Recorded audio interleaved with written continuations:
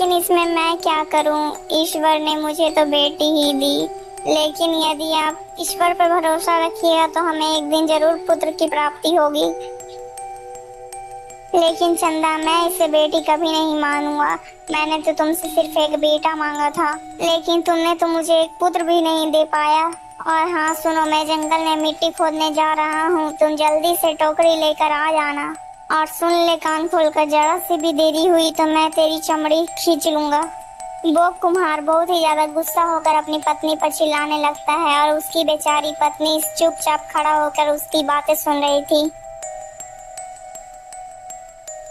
नहीं नहीं जी, आप चलिए, मैं आपके पीछे पीछे आती हूँ। इतना सुनकर कुम्हार अपना कुल्हाड़ी उठाता है और जंगल की ओर निकल पड़ता है।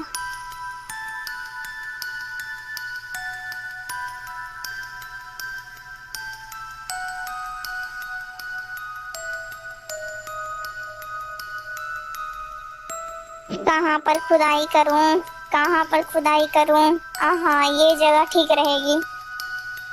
इतना सब सोचकर मोहन खुदाई करने लगता है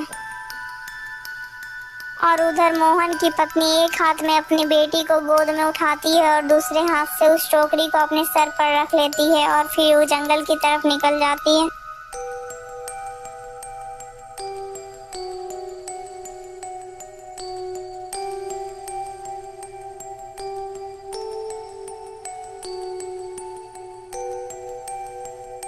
आ गई महारानी जी, मुझे तो लगा था तुझे आने में बहुत देर हो जाएगी, लेकिन तू तो समय से पहले ही आ गई। चल अच्छी बात है, अब तू जल्दी से मिट्टी को टोकरी में भर।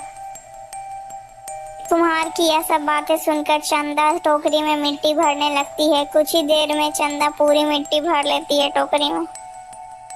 वह टोकरी उठाकर सिर पर रख लेती है। टोकरी सिर पर रखने की वजह से वह अपनी बेटी को नहीं उठा पा रही थी। अजी सुनिए ना, मैंने टोकरी को सिर पर उठा लिया है, इसलिए मैं अपनी बेटी को उठा नहीं पा रही हूँ। कृपा कर आप मेरी बेटी को उठाकर मुझे दे दीजिए। यदि मैं नीचे झुकूंगी तो टोकरी की सारी मिट्टी नीचे गिर जाएगी।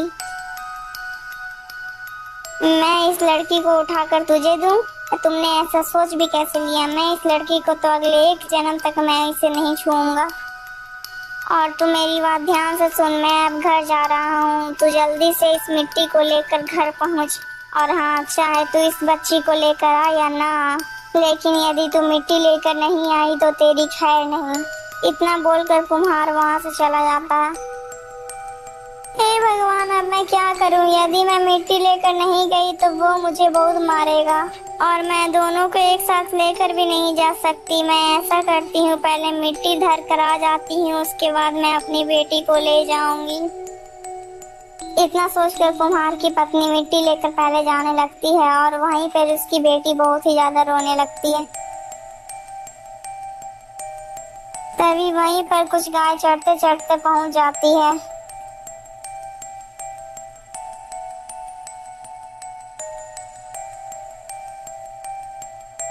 अरे बहन, यहाँ पर तो कोई बच्ची की रोने की आवाजें आ रही है।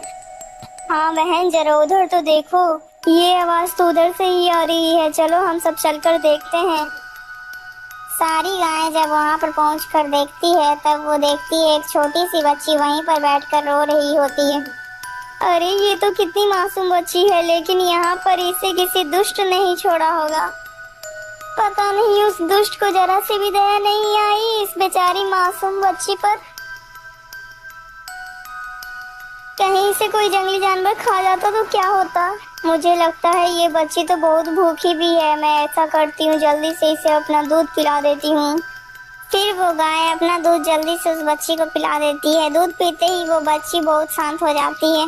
अरे बहन, अब हमारे वापस चलने का समय हो गया है, अब हमें वापस चलना चाहिए। लेकिन हम लोग इस बच्ची को छोड़कर कैसे चले जाएं? यदि हमने इसे यहाँ पर छोड़ा तो कोई जंगली जानवर इसे नुकसान पहुँचा सकता है। मैं ऐसा करती हूँ कि इस बच्ची को अपने साथ ही ले चलती हूँ। इतना कहकर वो गाय उस बच्ची को अपने पीठ पर बैठा लेती है और वहाँ से सारी गायें वापस चली जाती है। इसके बाद बेचारी वो कुम्हारिन वहाँ पर आती है। अरे राम, राम राम राम, मेरी बेटी कहाँ चली गई? मैं तो अपनी बेटी को इसी जगह पर छोड़कर गई थी। इतनी जल्दी मेरी बेटी कहाँ चली गई? हे भगवान, अब मैं क्या करूँगी? पता नहीं मेरी बेटी कैसी होगी और कहाँ होगी। हे भगवान, मेरी बेटी की रक्षा करिएगा।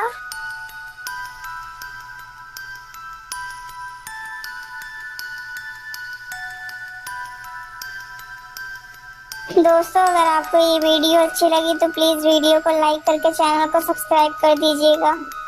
दोस्तों, क्या आप लोगों को भी लगता है कि बेटियां बोझ हैं? दोस्तों, आपको इस कहानी से जो भी शिक्षा मिली हो आप कमेंट करके ज़रूर बताइएगा।